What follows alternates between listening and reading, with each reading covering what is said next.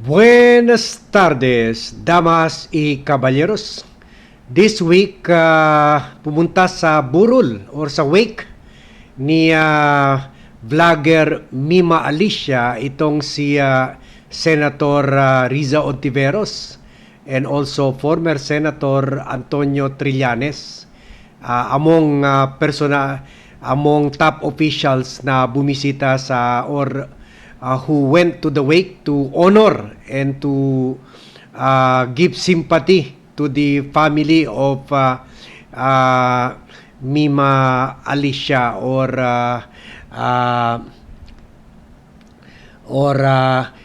Alicia Lipata in real life. At earlier pumunta rin naman sila PCSO Undersecretary Claire Castro and many other personalities. So after the visit or even sa mga live posts ng mga Marcos vloggers, pinutakti sila ng mga DDS na gumawa ng mga death threats naman dito kay Riza Ontiveros. At pumalag dito si Riza, pero she did not just condemn, she did not just protest this the death threat na may resibo talaga, may imprint talaga sa social media.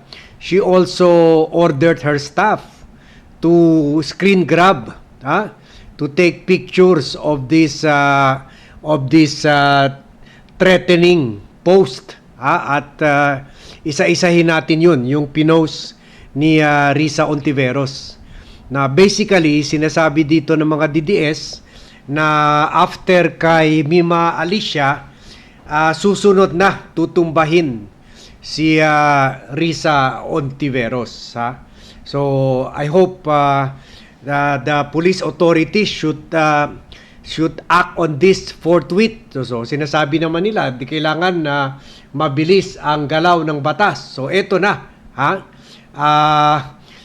ito mga posts na pinost ni Riza Ontiveros sa Facebook page niya kahapon.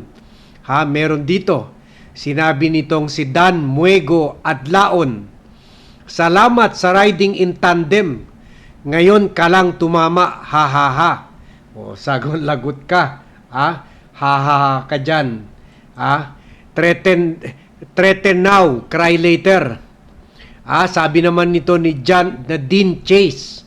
Si Dean Chase, "Wala bang kukontrata para kay Senator Riza Ontiveros nang matapos na ang kaburikatan nito?"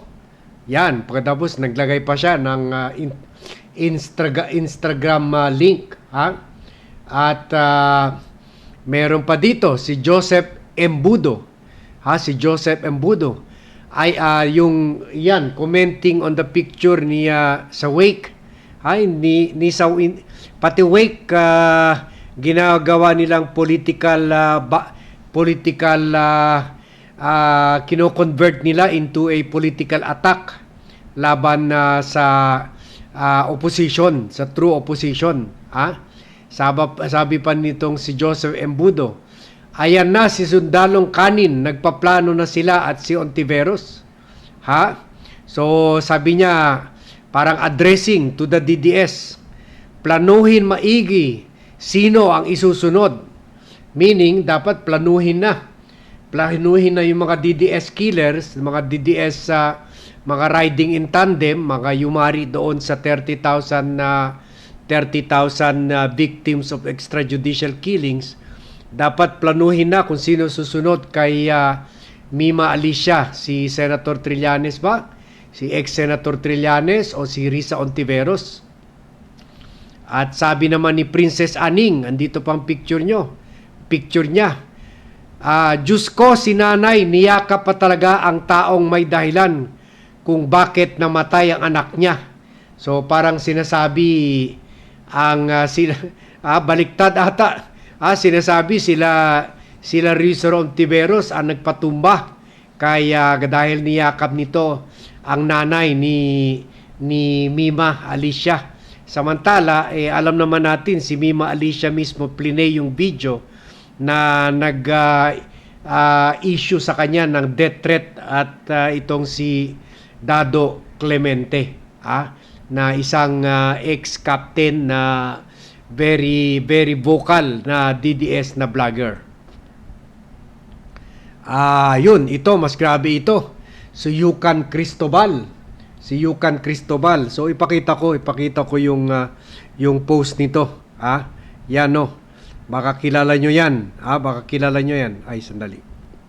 Nawala. Dali, baliktarin natin para klaro, baka kilala nyo ito. Ito. Ayan. Yan, baka kilala nyo yan. Sabi niya, deserve na mahiga siya dyan. Referring to Risa Ontiveros. Deserve na mahiga siya dyan. So, he could either be referring to Mima Alicia o kaya kay Risa Ontiveros o even kay Senator Trillanes. Grabe itong mga DDS. Yan, baka kilala nyo yan. Si Yukan Cristobal. Yan. Ngayon, nasa kwan ka na. Mag-expect ka na lang, kakatok sa bahay mo ang NBI one of these days. Sabi naman nito ni Cheche, kawawa naman siya. Kung sino man ang bumaril sa kanya, maraming salamat po. Grabe. Maraming salamat po. Sabi naman ni Angelo Iba, itong si Angelo Iba, lahat ito pinost ni kung kilala nyo to. Lahat ito pinost ni Risa Ontiveros mismo sa Facebook page niya. Sabi nito, sunod ka, o baka nakakilala nyo to. Si Angelo Alba. Threaten now, iyak later. Kung kakatok dyan sa inyo yung NBI, iiyak na naman kayo. Sabi pa ni Wela Plaida, deserve niya dahil sa tabas ng bibig niya. Kababaeng tao. Sabi pa ni Richard Gallardo Sulapas, hindi na lang natin i-post yung muka nito dahil kasama yung mga anak. Mga minors pa naman. Deserve talaga niya yan. Deserve. So, puro ganon. Wala laman awa sa namatay. Sabi pa ni John D.G. Gonzales, baka nga pakawala mo yan eh. Ayan, tinodas tuloy. Pakawala daw ni Risa Ontiveros. Sabi pa ni Simon Pabualan. Baka kilala nyo rin ito. Si Simon Pabualan. Simon Pabualan. Yan. Paawat siya na isunod. Ganyan ba yan? Paawat siya na isunod. So, baka kilala nyo yan. Hatapang halalaki na yan. Sige. Death threat now, iyak later. Sabi pa ni Maribel Altesa Clemente. Ito rin. Baka kilala nyo rin yan. Maribel Altesa Clemente. Sabi niya, kailan nyo isusunod sila? So, kailan daw isusunod? Kailan daw isusunod si Risa Ontiveros? Sabi naman ni Ekagay Kaizen, ito mukhang troll. Ikaw na sunod. Ang dami nito, Ang dami nito. Pinost ni Risa Ontiveros. At kinonde na ito ni Risa Ontiveros. Sabi niya, I condemn the wave of death threats and pro-killing statements or comments that erupted online following the death of vlogger Mima Alicia. Sa halip na makiramay, may mga nagdiriwang sa gitna ng kamatayan at nag-uudyog pa ang karahasan. Ngayon naman, marami rin ang tahasang nagbabanta na ako daw ang susunod. Sabi ni, yan, isa na yan. Sabi ni Risa Ontiveros. Sabi niya, we are taking these threats seriously. My staff has routinely deleted and reported these disturbing comments on Facebook. And we have submitted to the NBI the names and screenshots of hundreds of Facebook users who have threatened to kill me. Yun. Ayan. Ayan, na-report na kayo sa NBI. Sana masaya na kayo. At nanawagan rin siya sa mga social media platform para i-regulate naman itong mga gawain na ito. Kasi hindi daw normal ang pagbabanta. Sabi niya, we are better than this. Yan. So, yan. I hope the authorities will act on this. At kahit na ito tulad nito, si Maribel Altesa, kahit na na-erase nyo na yung mga post nyo, na i-report na yan ni Risa Ontiveros. So, hintayin na lang natin. I'm sure there will be positive development coming out of this. At kung mangiyak-ngiyak man ito, mga magpakawawa effect na naman ito, mga nagbabanta ito, you deserve that. Kayo naman ang deserve niyan.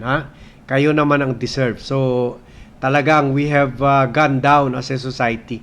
Ito ang effect, wala na nga si Duterte, andyan pa rin si Sara, andyan pa rin si Baste na tumahimik na bigla. So kayo nang susunod, kayo nang susunod maaresto sa pagbabanta nyo sa First Family at sa kababayan natin na mga Pilipino, kahit government official man sila o hindi. So talagang yung toxicity na kaya no wonder meron tayo mga Tacloban killings. Wala na dahil kay Duterte na wala na talaga ang kahalagahan ng buhay ng tao. And please share this vlog para gisingin natin yung mga kababayan natin to the reality na we have to really go back to the basics. We have to go back to respecting human life, respecting the value of a human being, dahil hindi talaga maganda yung ginawa ng mga Duterte na ginawa parang trivial matter na lang yung pagbabanta at pagpatay ng tao. Okay? So hanggang dito lang muna tayo. Thank you very much for joining me in this pre-recorded vlog, and I'll be seeing you in my vlog until this evening. Tuloy-tuloy yan every hour, and thank you for joining me in this vlog.